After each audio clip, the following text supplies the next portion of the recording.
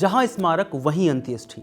Doctor Manmohan Singh के लिए कांग्रेस यही मांग कर रही थी, मगर डॉक्टर सिंह का अंतिम संस्कार 28 दिसंबर 2024 को दिल्ली के निगम बोध घाट पर किया गया। यानी अब कांग्रेस के पास सिर्फ एक सवाल बचा कि स्मारक के लिए जगह कहां। 27 दिसंबर को गृह मंत्रालय की एक बैठक हुई, जिसके बाद तय हुआ कि डॉक्टर सिंह का अंतिम संस्कार अगले दिन दिल्ली के निगम बोध घाट पर सुबह 11:45 पर होगा, जो कांग्रेस को पसंद नहीं आया। कांग्रेस नेता बीवी श्रीनिवासन ने सोशल मीडिया प्लेटफॉर्म एक्स पर लिखा, भारत के जिस महान सपूत का अंतिम संस्कार राजघाट या राष्ट्रीय स्मृति स्थल पर होना चाहिए था, प्रधानमंत्री मोदी ने डॉक्टर मनमोहन सिंह का कद छोटा करने के इरादे से उनका अंतिम संस्कार सार्वजनिक निगम बोध घाट पर कराकर अपने व्यक्तित्व का असली परिचय दे दिया है। मोदी जी, एक दिन आप प्रधानमंत्री नहीं रहेंगे, मिसाल ऐसी कायम कीजिए कि आने वाले प्रधानमंत्री उनको कायम रख पाएं। सरदार मनमोहन सिंह जिंदाबाद, ये बीवी श्रीनिवासन ने लिखा।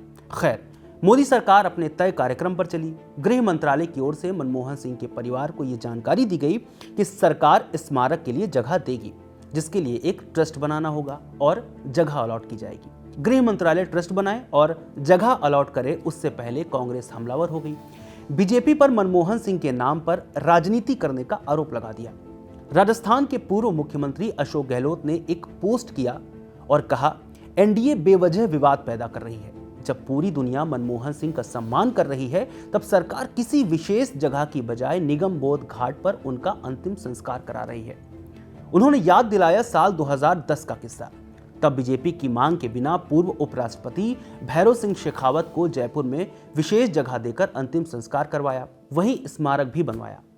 2012 में बाल ठाकरे के लिए मुंबई का शिवाजी पार्क आवंटित करवाया, मगर एनडीए की सरकार डॉक्टर मनमोहन सिंह जैसे पूर्व प्रधानमंत्री का सम्मान नहीं कर रही है। ये बात पूर्व मुख्यमंत्री अशोक गहलोत ने कही। ऐसे में सवाल सामने आता है कि कौन तय करेगा किसकी अंत्येष्टि कहां होगी और कैसे होगी, और विशेष स्थान के लिए क्या प्रोसीजर होता है। इसके लिए यह जानना भी जरूरी है कि पूर्व प्रधानमंत्रियों की समाधियां कहां कहां बनी हैं। पहले नियम जानते हैं, जिसका जिक्र संवैधानिक तौर पर तो नहीं है, मगर इसमें भारत के राष्ट्रपति, प्रधानमंत्री, उप प्रधानमंत्री या उन लोगों को शामिल किया जाता है जिन्होंने देश के लिए अत्यधिक महत्वपूर्ण योगदान दिया हो। इसमें मौजूदा सरकार तय करती है कि जिसका निधन हुआ उसका स्मारक दिल्ली में होना चाहिए या नहीं। दिल्ली में हो भी तो राजघाट या उसके आसपास होना चाहिए या नहीं।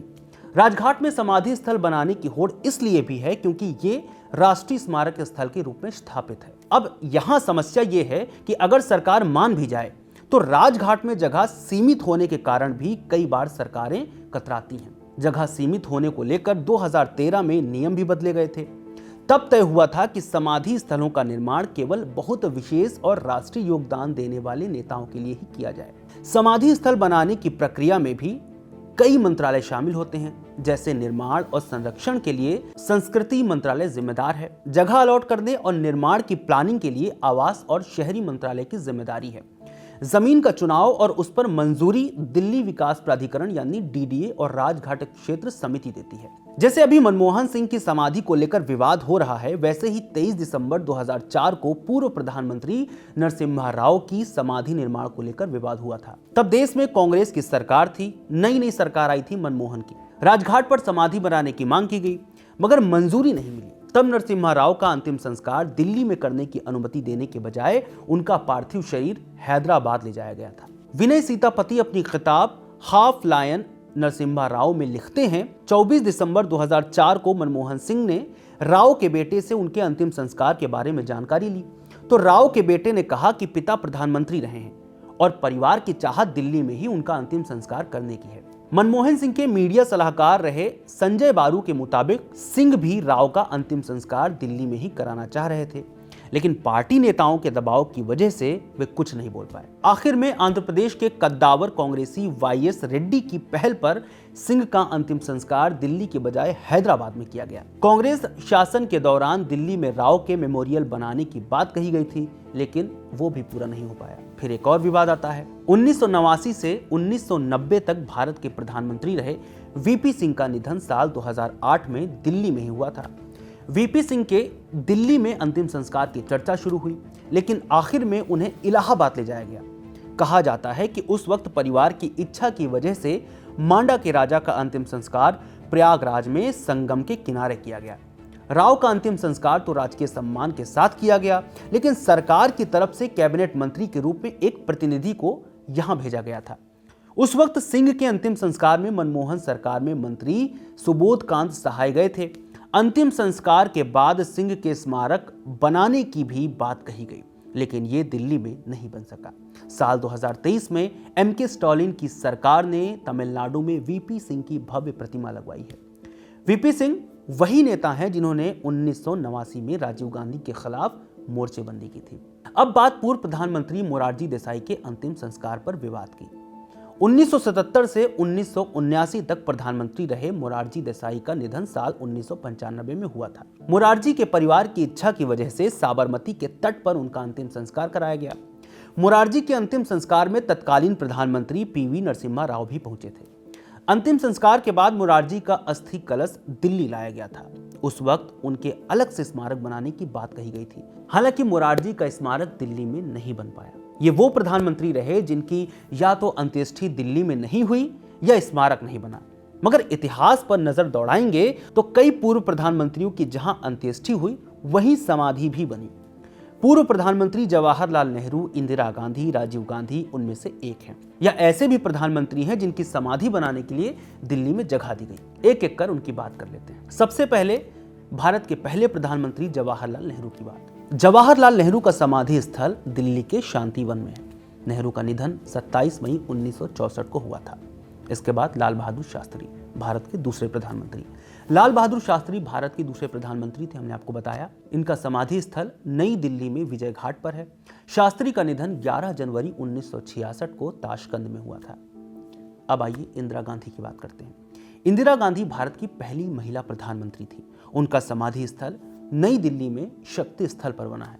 इंदिरा गांधी का निधन 31 अक्टूबर 1984 को हुआ था। पूर्व प्रधानमंत्री चंद्रशेखर भारत के 8वें प्रधानमंत्री थे। उनका समाधि स्थल नई दिल्ली में एकता स्थल पर है।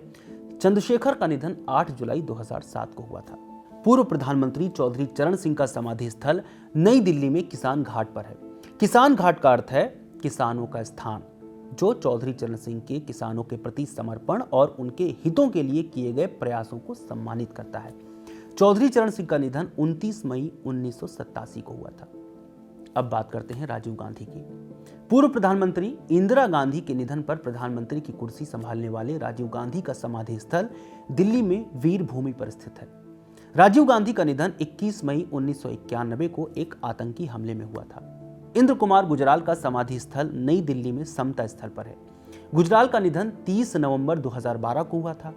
आई.के. गुजराल को उनकी गुजराल डॉक्ट्रिन के लिए विशेष रूप से याद किया जाता है, जिसमें उन्होंने भारत की विदेश नीति में सुधार और पड़ोसी देशों के साथ बेहतर संबंधों का समर्थन किया। भारत के पूर्व प्रधानमंत्री अटल बिहारी वाजपेयी का समाधि स्थल नई दिल्ली में अटल समाधि के नाम से है। इसे अटल स्मृति स्थल भी कहा जाता है। अटल बिहारी का निधन 16 अगस्त 2018 को हुआ था। जिन प्रधानमंत्रियों के नाम हमने आपको बताए, इन सभी को दिल्ली में जगह दी गई है। मगर जब बात मनमोहन सिंह के लिए स्मारक की हो रही है, तब कांग्रेस नेता केंद्र सरकार पर आरोप लगा रहे हैं। इस वीडियो में फिलहाल इतना ही। अगर आपको ये जानकारी पसंद आई हो या आपको लगता है कि मनमोहन सिंह का समाधि स्थल कहाँ बनना चाहिए, तो हमें कमेंट करके जरूर बताएं। मेरा नाम रविशंकर है। बहुत शुक्रिया।